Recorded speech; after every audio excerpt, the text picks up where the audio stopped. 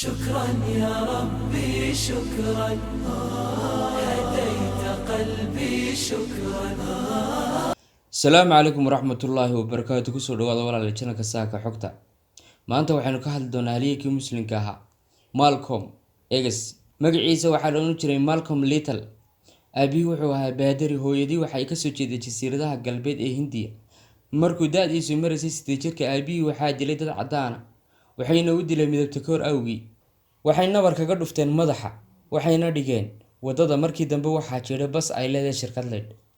sidoo kale adeerkii waxaa la daldalay iyadoo wax maxkamada aan la marin, halkaasoo ku indhadilacsaday adduunyo la is ugaarsanayo, cidda loo gaarsanayo ay tahay madowga.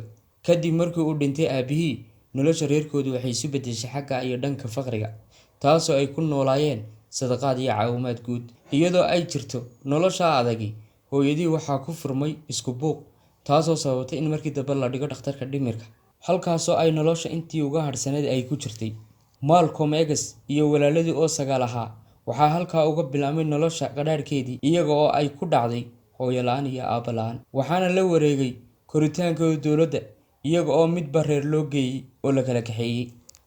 Malcolm X waxa uu bilaabmay waa cusub iyo indhadillaacsi ka duwan kii uu soo maray.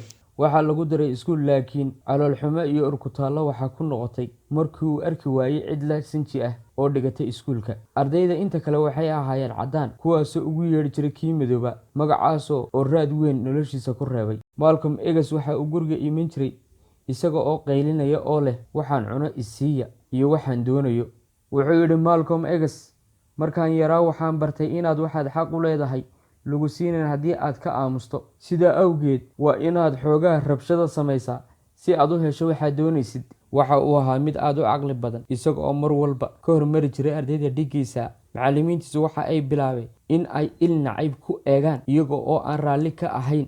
Waxa ay bilaabeen inay Malcolm X niyad-jab ku abuuraan iyo dhagahadal aan dhammaad lahayn, taasoo sababtay markii dambe in iskuulka laga eriyo oo uu waagii cusbaa ee uu filayay halkaa ku noqdo mid ku soo afbeerma.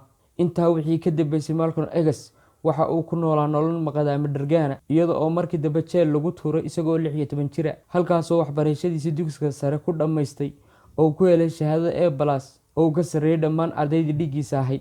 Waxa uu jeclaa marka uu jaamacadda galo inuu noqdo lawyer, laakiin taasi ma suurtagelin sababtoo ah mid ka mid ah macallimiintii wax u dhigi jirtay oo u sheegay in aanay suurtagal ahayn in uu noqdo lawyer. Waxa caqabada ku noqdayna waxa ay ahayd isagoo ah nin madow.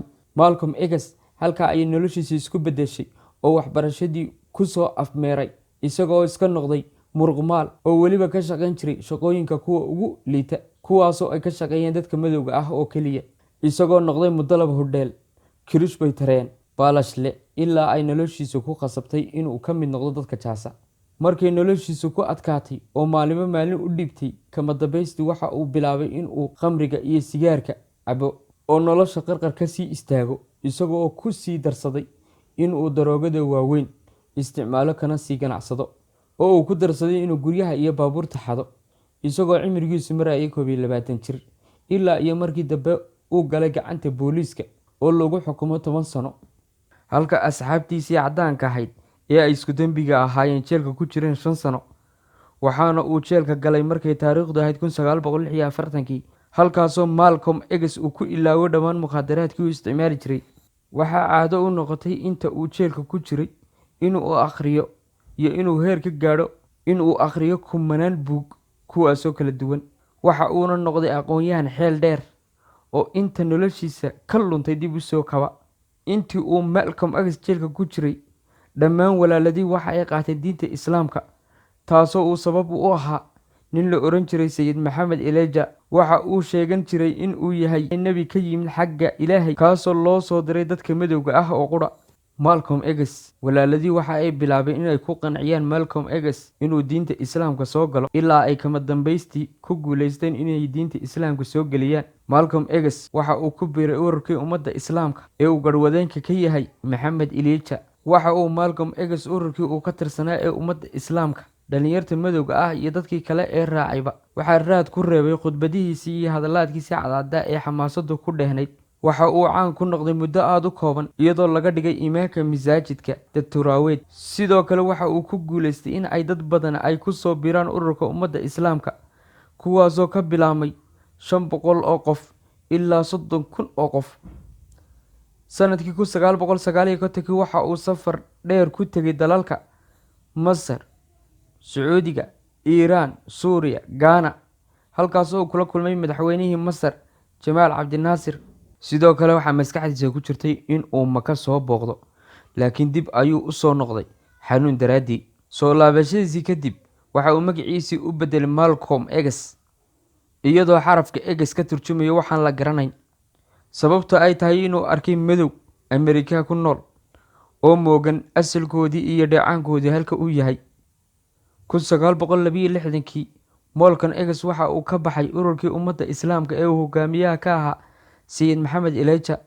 Sababta uga baxayna waxa ay ahayd Sayid Maxamed Elijah oo gogoldhaaf la sameeyey 6 ka mid ah sekreteriyaashii qasriga u joogay, iyagoo uur aan sharci ahayn u qaaday Sayid Maxamed Elijah. Sanadkii 1964 waxaa nolosha Malcolm X ay isu beddeshay si aad u weyn kadib markii uu akhriyay kitaab barashada Islaamka iyo waajibaadka xajka, isaga oo niyeystay in uu soo xajiyo. Markii uu xajka yimi waxa uu arkay midabo kala duwan oo xajaya, waxa uuna garowsaday in diinta Islaamku aanay ku koobnayn dadka madowga ah oo keliya, oo ay tahay mid dadka oo dhan ka dhaxaysa. Waxa uu Maka al-Mukarrama joogay 12 maalmood isaga oo ku arkay muslimiin cadaan iyo madow ah oo isku dhex jira, kuwaasoo dhammaantood isku hal ul iyo dirkeed ah. Halkaasoo uu ku ogaaday diinta Islaamka ee dhabta ah, taasoo ahayd tii uu bartay ee dadka ugu yeedhi jiray sanado badan. Sidoo kale uu bartay sida saxda ah ee salaada loo tukado, isagoo jaahil in badan ka ahaa. Natiijadii safarkaa ka dhalatayna ay tahay inuu Malcolm X uu shaaciyo diinta Islaamka ee saxda ah, isagoo xaqiiqsaday diinta Sayid Maxamed Elijah sal iyo raad ku lahayn diinta Islaamka. Malcolm X magaciisa waxa uu u bedelay Xaaji Malik Shabazz, isagoo dhadhamiyey naxariista diinta Islaamka ee saxda ah muddo 2 usbuuc ah gudahood, isagoo aan dareemin dareenkaas 39 sano. Markii uu dib ugu noqday Mareykanka waxa uu bilaabay inuu dadka diinta Islaamka ee saxda ah ugu yeedho oo uu sixitaan ku sameeyo khalad fahankii ururka ummadda Islaamka ku dhex faafiyey dadka, taasoo ahayd mid baadiya oo cad. Laakiin taadhigeedii dadkii waxa uu kala kulmay colaadin iyo nacayb, isagoo markii dambe sameeyey urur uu u bixiyey ururka Jaamacadda Ahlu Sunna. Intaa kadib Sayid Maxamed Elijah waxa uu bilaabay in uu u goodiyo ama uga cagajugleeyo Malik Shabazz oo ku amray inuu joojiyo diinta saxda ah ee uu dadka ugu yeedhayo. Laakiin Malik Shabazz dhag jalaq uma siin cagajugleyntaas. 14 Febraayo waxa uu amar ku bixiyey ururka ummadda Islaamka, kaas oo ah in la dilo Malcolm X. Sidoo kale waxaa weerar ku soo qaaday saxaafadda oo tidhi Malik Shabazz waxa uu doonayaa inuu dumiyo Ameerika kana abuuro kacdoon ka dhana madowga iyo caddaanka. Malcolm X markii uu ka tirsanaa ururka ummadda Islaamka ee uu dadka diinta ugu yeedhayay Malcolm X markii uu ka tirsanaa ururka ummadda Islaamka ee dadka diinta ugu yeedhayay, saxaafaddu iyadaaba albaabada u furtay oo ammaantay soona dhaweysay. Iminka markii uu dadka diinta saxda ah ugu yeedhay, way ka soo horjeesteen oo la dagaalameen. Malik Shabazz waxa uu yidhi xashku waxa uu ballaadhiyey fikirkaygii, waxa uuna furay aragtidaydii. Waxaan arkay 2 usbuuc gudahood, waxaanan arag muddo 39 sano ah. Waxaan arkay dadka caddaanka ah ee indhaha buluugga ah leh iyo dad madow ah oo dhexdooda taalo midnimo iyo walaaltinimo sidii naf keli ah oo kale. Waxa kale oo uu yidhi waxaan noolahay xilligii shahiidnimada. Hadday dhacdo oo aan dhinto, waxaan ku shahiidaya walaaltinimo, waana waxa keliya ee dalka badbaadinaya.